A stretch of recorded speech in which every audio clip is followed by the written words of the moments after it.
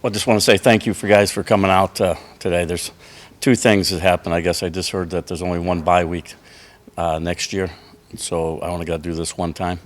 And the good thing about it is I'm first, so I got to be off in 15 minutes. So that's another good thing. Anyways, just to give you guys a couple notes, the last bye week, we did a lot of evaluation stuff. We did some tweaks a little bit of how guys were preparing. This good 3 weeks over here, the last 3 weeks, it was a little bit different. Physical, guys were improving. And now this is a great time to have a bye week to look over some things in the self-scout, and then also preparing for, the Oregon game in 2 weeks. But I think our guys have been playing well. There's a lot of improvement in a lot of different positions. Very happy the way they've been, the takeaway have gone up a little bit in the last 3 games, which I think is a good benefit of our kids working hard and letting the plays that come to you and make the makeables that you can. And I think they've done a good job in that. Obviously, we've been close on a couple of those takeaways over there, getting them down to the 1 yard. We finally got one in the end zone last week with Lutmer's catch. But overall, guys, I think our guys are really working hard, and they've been working hard all the way through camp and all the way through the, this 8th game that we played, and we're looking forward to the next 4, which is going to be challenging. And nowadays in college football, you see it all over. It's week to week, and you just got to make sure you keep your guys focused, and they're looking forward. And obviously they didn't practice today, at least the starters didn't. And then tomorrow we'll get them up on the field, and they'll do a little bit of more prep, a little bit of maybe the Oregon game a little bit, but just going back to get their fundamentals done. But I'll open it up to any questions anybody has. Hey, Phil, Elliot Clough, Hawkeye Insider. Wanted to ask about Zack Lutmer. I know he was a guy that you mentioned a couple years ago, and now we've just kind of continued to see him ascend and arguably be one of the best defensive backs in the Big Ten. How have you seen him do that, and especially this season? Yeah, it's kind of interesting. He's a very quiet kid. He has great athletic ability, good footwork, and he sees things faster, than a lot of other people. And that becomes from repetition. And when you start going out into the recruiting road, you look for those guys that play multiple sports like he did. Play different positions, quarterbacks, plays basketball, does all those things. And he has the ability to diagnose plays a little bit faster. And he's just been improving. Great kid to work on. Doesn't say very much, but he's been very productive for us. And we've been moving him around to a lot of different positions. I think he can play 5 positions, so very pleased the way he's working. Hi, Phil. Scott Docterman with The Athletic. And I want to say I've seen more disruption out of your front 4, your defensive line, the last 3 weeks since the first bye. Is that schematic, or is that more of them applying the fundamentals that they've been taught and improving in that area over the second half part of the season? Well, I think it's twofold there a little bit. Obviously, they're getting more work up front. That's helping, and they're starting to understand the game a little bit more. Could be based on who you play, what we're doing in the back end, how can we cover guys up to let them get to the quarterback. Some guys get rid of the ball a little bit faster, so it's hard to disrupt them. But I think it's a combination of both things. I think they're growing.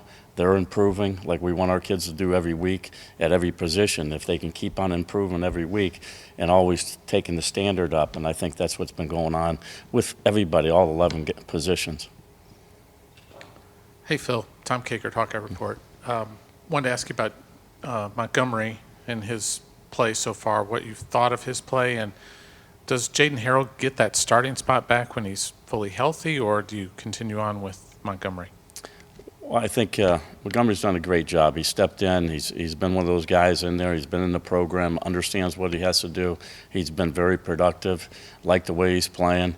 And, when Harold's come back and he's in full go, he still has a knee brace on him. So, it's a little bit harder to move with him. But, no, I think you never take something away from somebody. Usually guys go out there and earn what they deserve to play. And the more he gets more comfortable and to that point, then we'll make that decision when it's there. But, going back to Montgomery, he's done a hell of a job for us, and we're pleased at what he's done. And it's hard to do when you're really like the quarterback of the defense and making all those front adjustment, coverage adjustments. So.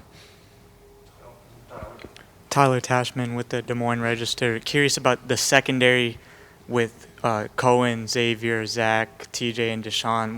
Why do you feel like they're playing at the level that they've been playing at? I think the preparation, what they've been doing, obviously it's over a period of time. When we started in August to now, there's so many different reps, the connection with guys, understanding how to go out and practice and prepare. And you could go out there and try to be perfect, and that's what you try to do in practice so you can have a chance. And then you start seeing things, it's contagious when somebody, keeps on pushing guys. And I think the group of guys that we have, they just keep on pushing themselves, you know what I mean? It's not like, hey, you're in front of me or I'm behind you or anything. It's about the success for the team. And I think that's the way everybody looks at it, and that's the beauty about coaching. When you see that, sometimes it starts running itself. When you go into meetings, they already watched most of the film already, and they know what they did wrong, and they know what they did good, and they know what they have to do to improve it. And I think everybody is taken, when you start going into it, there's only 4 more games left, right, of the regular season. And, they got to a point, we got in position where, I know we're, 6-2 right now. Well, the only thing that really matters is the next one, because everybody just remembers the next game that you play. And I think they look at it like that as, hey, how can I get better? And I've been very pleased the way they've been handling the whole situation of, the rotation with some guys or just guys going out and how they practice. You know what I mean? It's fun to watch them practice. You don't have to coach effort. You know what I mean, and toughness. And I think as the more they get to understand the game and get in the right positions, then you start seeing, a little bit more violent tackles. You know what I mean, more turnovers. You know what I mean, the opportunity to get the ball back for our offense. Jackson Miller at the Daily Iowan. Coach, what have you seen from Max Llewellyn just over his career, and where have you seen him grow the most as a player? I think he's starting to understand the game a little bit.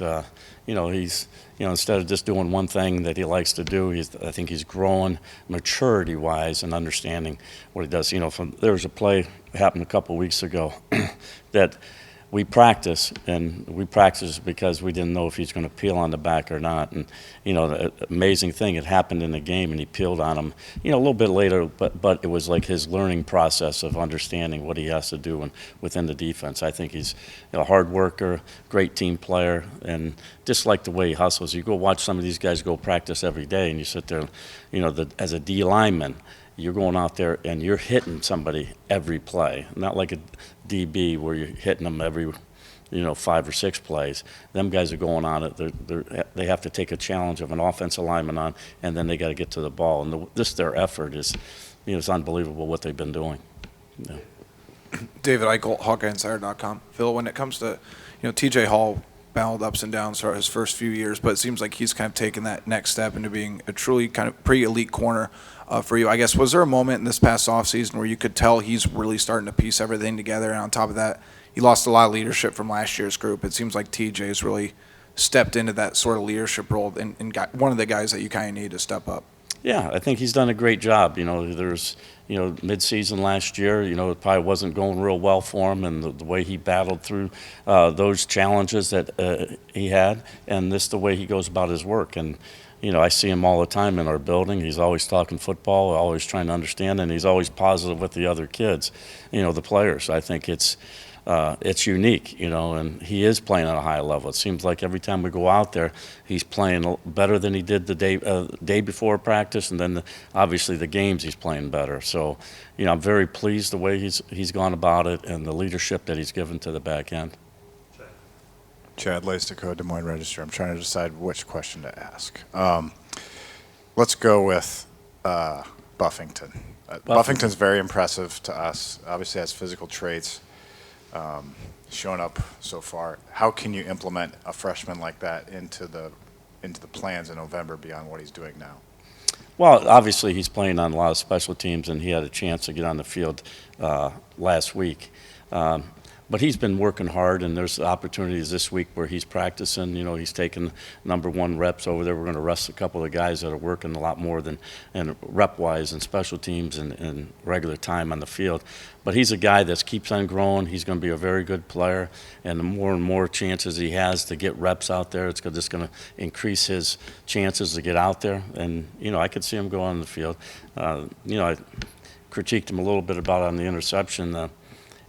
He caught maybe 2 or 3 of those in practice, just like that, nice and clean, you know, in his hands and stuff. And that one right there, he kind of body caught it a little bit to me. So I asked him, you know, how come he didn't catch it like the other one, you know?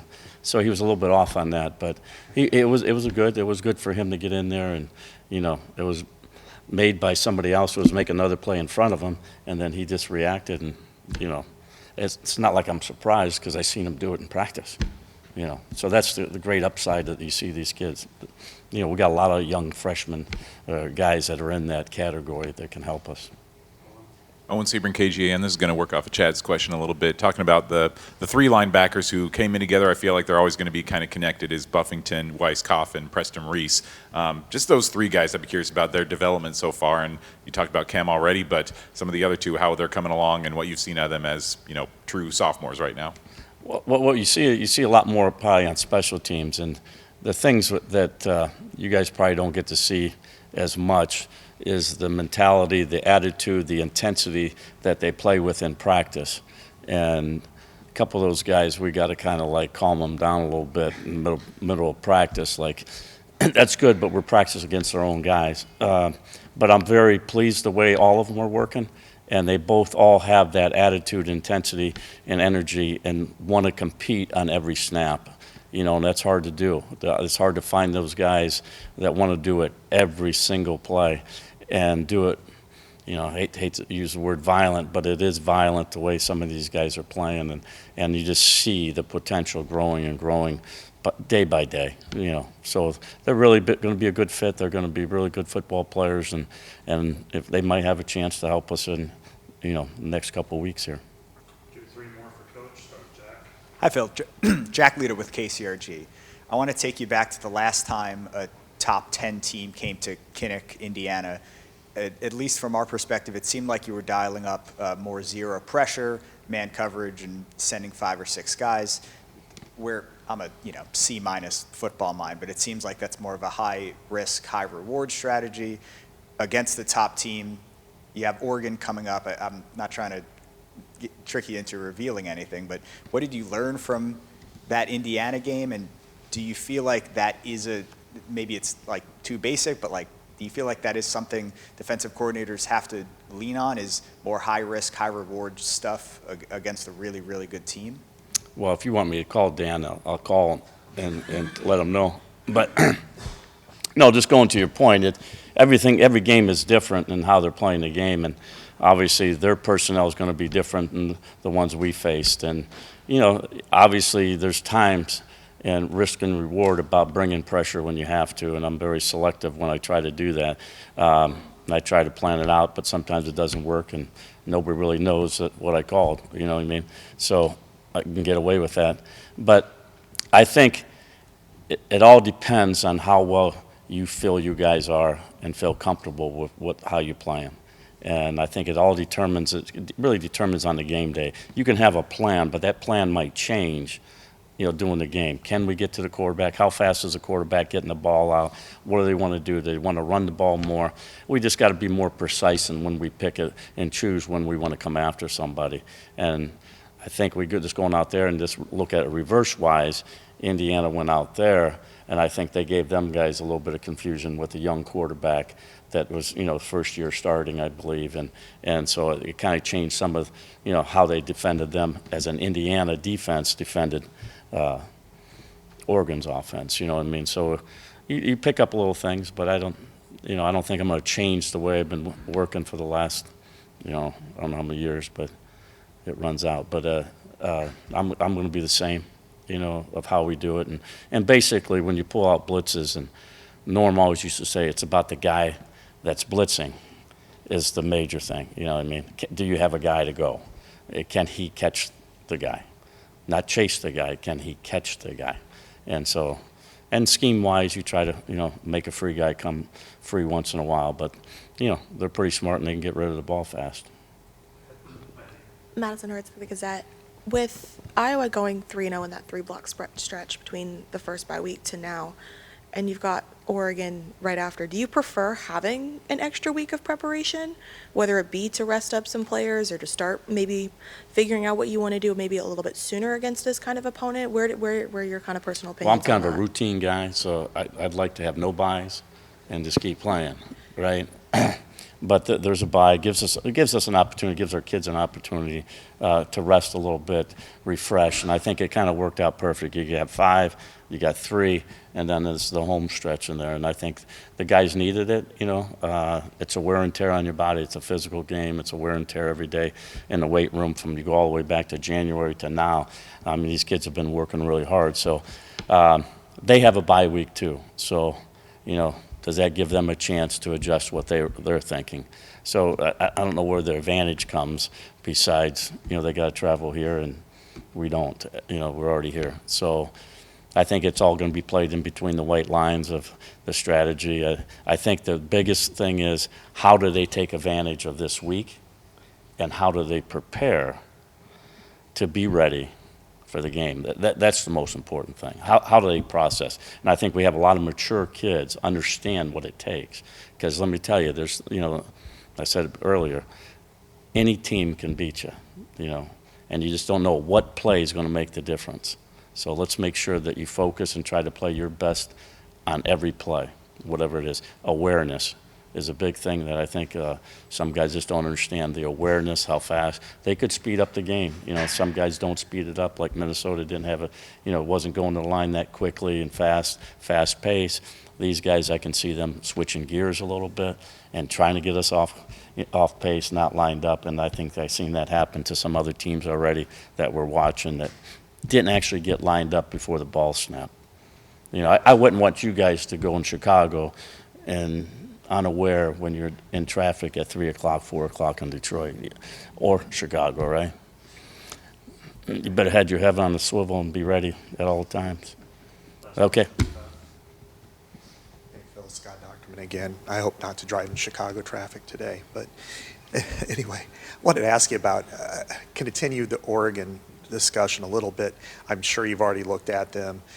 What makes them tick? I mean, they're averaging 40 points a game. They lead the Big Ten in explosive plays and in run offense, yet they have some of the better, they have one of the better freshmen in the country, a great tight end. The quarterback's a first-year starter there. What do you see from them that makes them tick, and what are you going to have to concentrate on the most, besides fundamentals, of course? Yeah, I mean, obviously they can execute. They have some, you start looking at their personnel. They got probably about 3 or 4 backs that are really good backs and highly touted backs. The receivers are, a couple of young freshmen in there playing and they can run. They're fast. So you worry about that. And the 2 tight ends are dynamic and the big offensive line. So they have the whole package. It's well funded, if I put it that way. But they're very, very talented. The quarterback I did see, I sat there, on the sidelines watching Moore, playing at Martin Luther King. He's the same high school of Kenny Merriweather. So, I mean, I've seen him before, and he's definitely a good player, and it's going to be hard to defend. And the guys that he can throw it to are scary. You got to be fundamentally, you got to be sound, you got to be prepared, and you got to play tough physical. We got to play with 11 guys and playing their best at all times.